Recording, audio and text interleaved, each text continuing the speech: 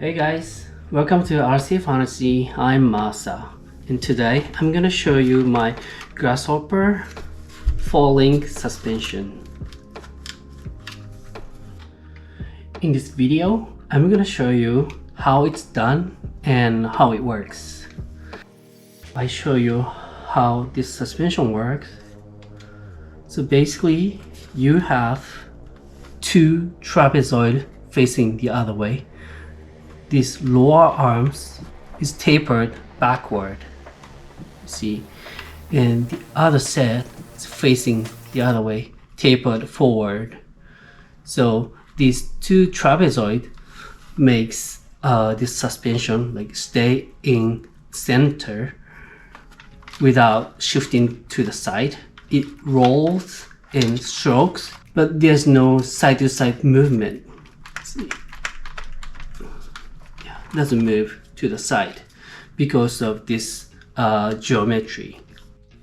To show you better, I'm gonna strip down the suspension once and show you how it works. I took the lower arm off, so only the top arm, upper arms are attached to the body and the gearbox. So it has stroke and roll, but also it shifts to the side. You don't want that. If you have this, your car wouldn't go straight. Okay, now only lower arms are attached, and see it moves this way, as well as rolling and pitching. Now I'll connect both upper arm and lower arm and see how it goes. Okay, I attached both bottom arm and upper arm, and see now it rolls, but there's no side-to-side movement. See, so when you make 4 links, you need this setup. One set tapers rearward and the other set tapers forward, and you want to attach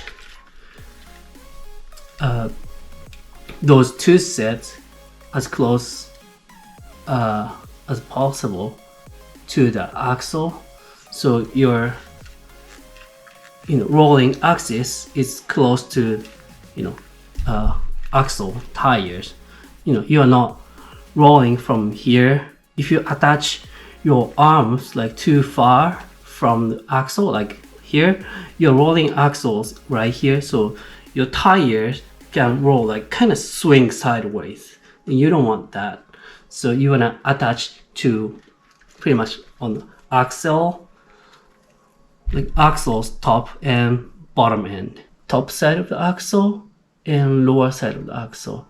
That's where you want to attach the links. And I used a part from Grasshopper 2.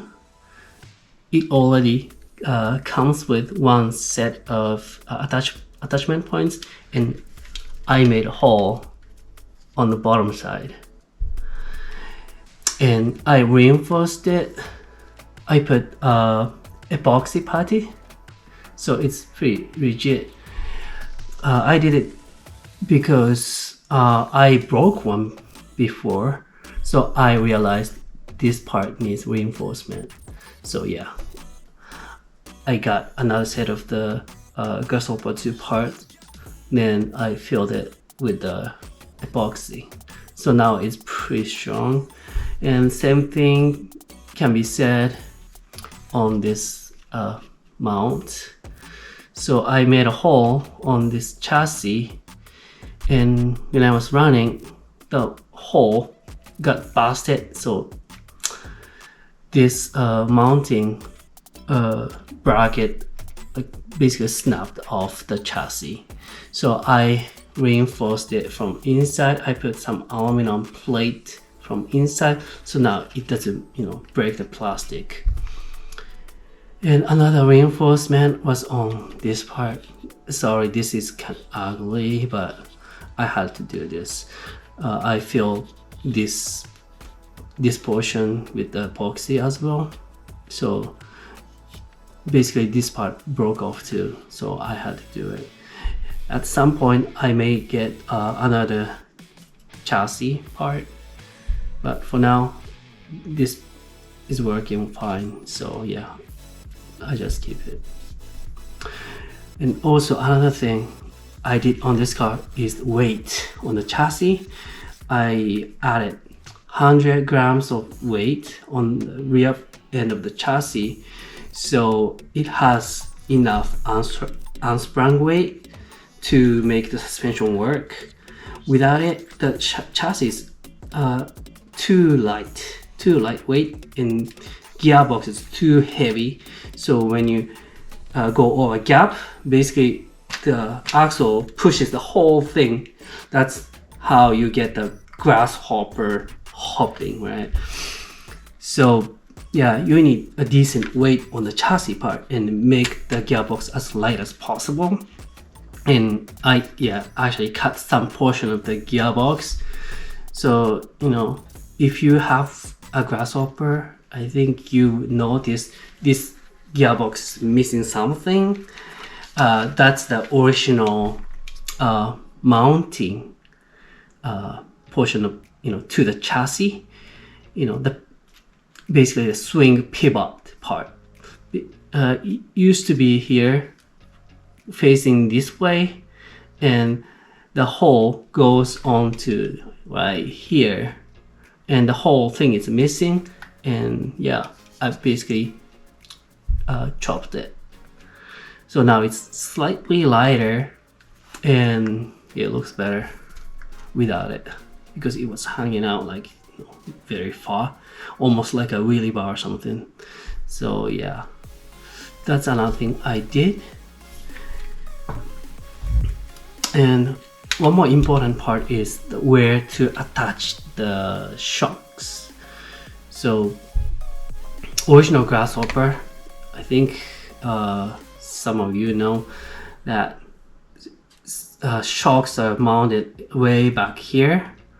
And you know, when you think about the leverage, if you have the damper way back here, basically the shock's really firm. But if you put the same shock close to the swing pivot, the suspension, I mean the shock, feels much lighter. So it acts like a different shocks.